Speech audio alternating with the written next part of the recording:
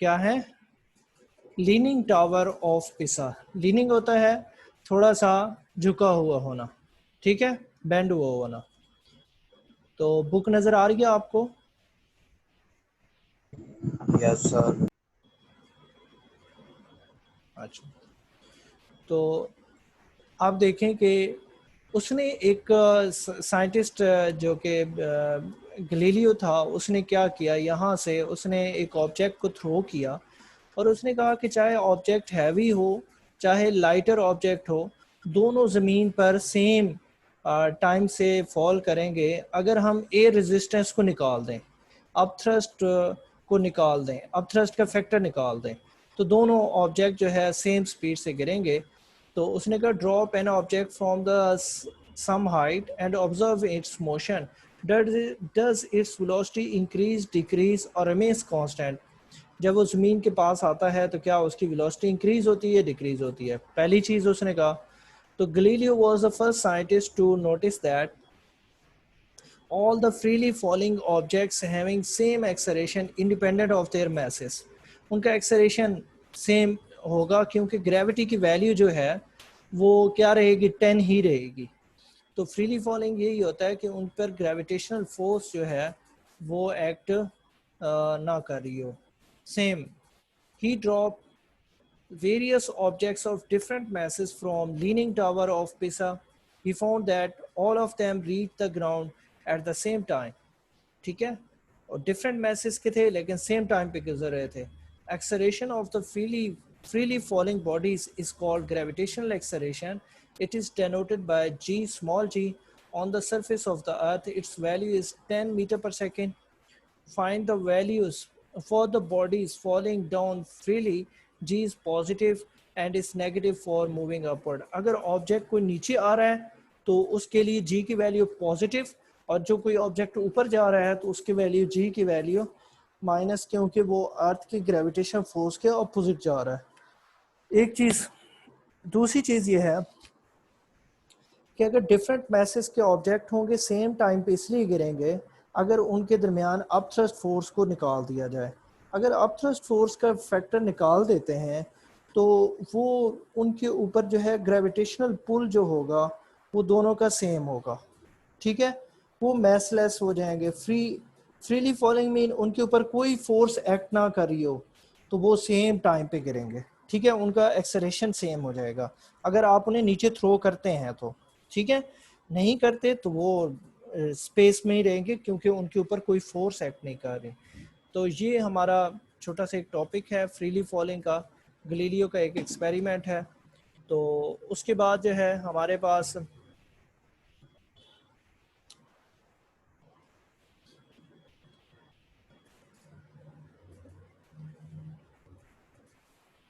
Exercise है। A body has a translatory motion if it moves along a straight line, circle, line without rotation, curve path। तो अगर जो है एक object without एक line पे मूव कर रही है लेकिन विदाउट रोटेशन है तो उसको हम सी पार्ट जो है is the correct option for translatory motion. Motion of the body about an axis, about its an axis is called rotatory motion, ठीक है, b option. which of the following is a vector quantity? Displacement is the vector quantity। Fourth, if an object is moving with constant speed then its distance time graph will be a straight line। तो अगर वो constant speed के साथ है और distance time graph है तो incline to the time axis straight line होगी। इंक्लाइन जैसे ये ग्राफ है, ठीक है, तो ऐसे एक लाइन आएगी incline to the time axis क्योंकि मूव कर रहा है। A straight line parallel to the time axis on a distance time graph tells that the object। अगर ऐसे ही ग्राफ है जैसे ये नीचे बना हुआ है और डिस्टेंस टाइम है और ये स्ट्रेट लाइन है तो वो किसको शो करता है? रेस्ट को शो करता है, एट रेस्ट। तो वो डिस्टेंस टाइम ग्राफ में अगर straight parallel to the time axis line आ जाती है तो मैंने पढ़ाया था, आप प्रीवियस लेक्चर्स को देखेंगे, वो रेस्ट को शो करता है। Speed time graph of a car is shown in the figure. Which of the following statement is true? तो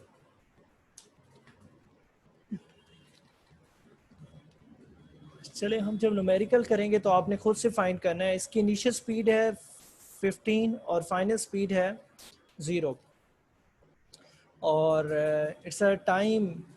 तो हमने फाइंड डिफरेंट वैल्यूज़ उसकी बताई हुई हैं, एक्सलेरेशन बताया हुआ है और सारी बातें बताई हुई हैं। ठीक है, तो हम पहले न्यूमेरिकल्स करेंगे फिर आप, ताकि आपको पता चल जाएगा कि इसकी वैल्यू क्या आएगी। Distance travelled by the car आ जाएगा 75 मीटर। तो कैलकुलेट करना पड़ेगा, मुझे अभी याद नहीं इसकी क्या करेक्ट वैल्यू है।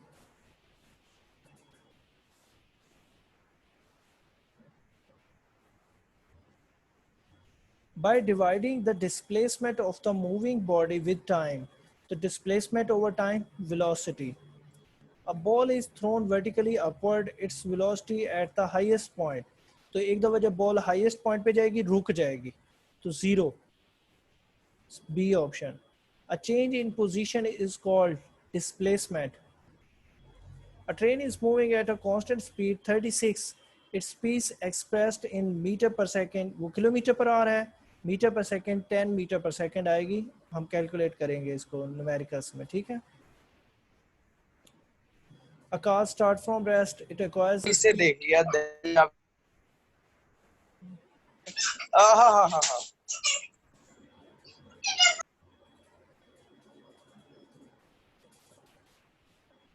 A car start from rest, it acquires the speed 25 after 20 seconds. Distance moved by the car during this time. तो हमारे पास इसको सॉल्व कर लेते हैं।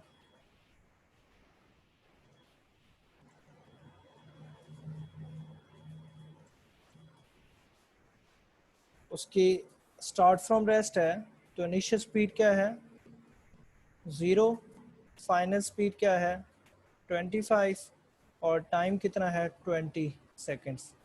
तो डिस्टेंस हमने फाइंड करना है, तो हमें सबसे पहले डिस्टेंस के लिए एक्सेलरेशन का पता है होना चाहिए।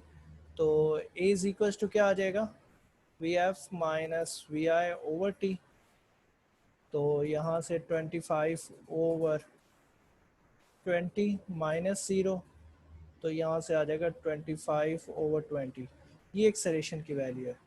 तो एस इज इक्वल्स टू क्या आएगा, ये हमने फर्स्ट इक्वेशन यूज़ किया है, ये हम सेकंड इक्वेशन यूज़ कर रहे हैं, v i t plus half a t square.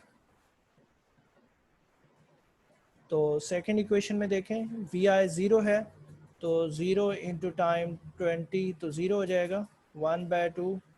Acceleration है 25 ओवर 20 और टाइम है 20 स्क्वायर। तो एक तो स्क्वायर के इस 20 से कैंसिल हो जाएगा, बाकी रह जाएगा हमारे पास 25 multiply 20 over 2। 2 how much times 20, 10 are, तो आंसर आ जाएगा 250।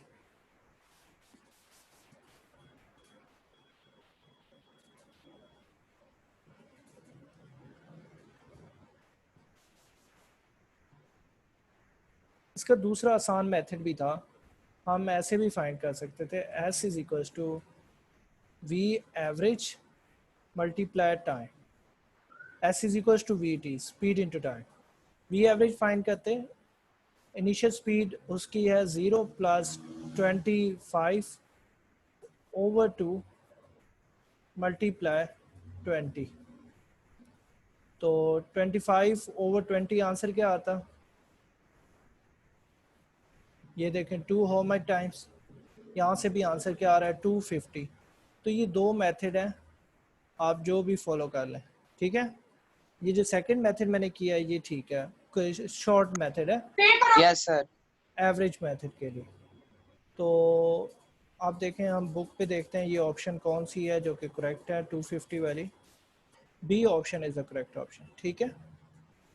ये भी देखें नाइन्थ मैंने जो किया है 10 336, इसको भी सॉल्व कर लेते हैं।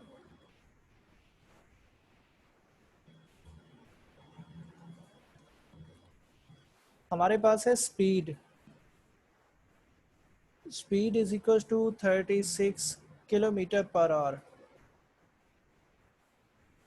तो 36 किलोमीटर्स को मीटर्स में करेंगे तो थाउजेंड्स, और 1 आवर में कितने सेकंड्स होते हैं? 3600 सेकंड्स होते हैं।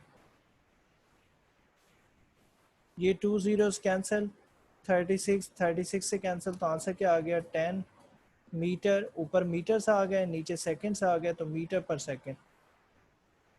तो ये हमारे पास स्पीड आई है मीटर पर सेकंड 10 में।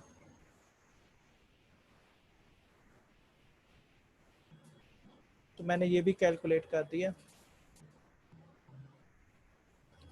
चलें, बाकी हम न्यूमेरिकल इंशाल्लाह नेक्स्ट लेक्चर में करेंगे, ठीक है? ओके, अल्लाह हाफ़िज़। ओके सर, अल्लाह हाफ़िज़। अल्लाह हाफिज।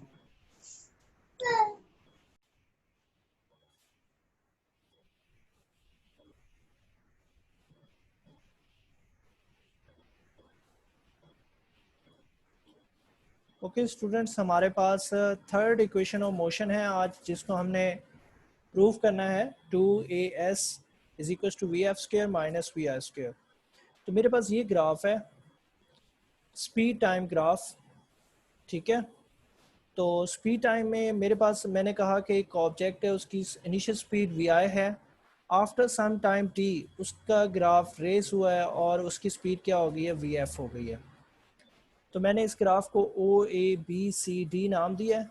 इस ग्राफ को अगर मैं ऐसे रोटेट कर दूं क्लॉकवाइज, तो it will look like this, जो कि ट्रेपीजियम है। 2 साइड्स पैरेलल हैं और बाकी 2 साइड्स अनइक्वल एंड अनपैरेलल हैं। तो अगर मैंने टोटल डिस्टेंस फाइंड करना है तो एरिया ऑफ ट्रेपीजियम फार्मूला लगाऊंगा प्रूफ करने के लिए। एरिया ऑफ ट्रेपीजियम का फार्मूला होता है 1/2 sum of parallel sides multiply height. Parallel sides में 2 साइड्स हैं, O A plus B D, O A plus B D, ये देखें। तो मैंने, और हाइट मेरे पास है ओ डी, यहाँ पर हाइट ओ डी, इसको मैंने, ये डायग्राम आपने ज़्यादा यूज़ करनी है, ओ डी। उसके बाद देखें कि ओ ए किसकी इक्वल है? ओ ए वी आई की इक्वल है, और बी डी टोटल वेलोसिटी जो है वो क्या है? वी एफ है। अभी मैंने स्टूडेंट को समझाया है, लेकिन मेरे पास रिकॉर्ड नहीं कर सका इसको, सॉरी, तो रिकॉर्डिंग का बटन पुश नहीं कर सका था। और ओ डी जो मेरे पास है वो टाइम की इक्वल है। ओ डी किसकी इक्वल है? टाइम की इक्वल है। ये वैल्यूज मैंने पुट कर दी हैं। आप देखिए मेरे पास जो है यहाँ पर ये जो 2 डिवाइड हो रहा था, मैंने लेफ्ट साइड पे मल्टीप्लाई कर दिया, क्योंकि प्रूफ में 2as है, तो 2s तो आ गया। 2s is equal to v i plus v f into t. अब देखें कि प्रूफ में t का कहीं जिक्र नहीं है, लेकिन वी एफ स्क्वेयर है, वी आई स्क्वेयर है, और साथ में a है। तो मेरे पास तो वी आई और वी एफ है, स्क्वेयर नहीं है, और यहाँ पर a नहीं है। तो मेरे पास क्या है? एक्सेलरेशन की डेफिनेशन क्या है? Rate of change of velocity. Rate of change of velocity को क्या कहते हैं? V f minus v i over t. यहाँ से a और t मैं एक्सचेंज कर दूं, a को यहाँ ले जाऊं और t को यहाँ ले आऊं, तो मेरे पास t की वैल्यू आ जाएगी, वो यहाँ पर पुट कर दूंगा। तो putting the value of t in equation 1, तो v f plus v i, इसको मैंने रीअरेंज कर दिया, और यहाँ पर v f minus v i over a, t की वैल्यू, ए को मैं लेफ्ट साइड पे ले जाता हूँ 2as, और यहाँ पर क्या बनेगा? a plus b, a minus b, 1 time plus 1 time minus हो तो a square minus b square का फार्मूला बन जाता है। It's mean I will write v f square minus v i square. तो ये थर्ड इक्वेशन ऑफ मोशन जिसका हमने प्रूफ करना था, तो हमने एरिया ऑफ ट्रेपीजियम के फार्मूला से इसको प्रूफ किया। तो ये आज का लेक्चर है, प्लीज़ इसको अच्छी तरीके से प्रिपेयर करें। कुछ MCQs मैंने कराए हैं, एक फ्री फॉलिंग बॉडी का कॉन्सेप्ट दिया है, और थर्ड इक्वेशन ऑफ मोशन बताइए। अल्लाह हाफिज़।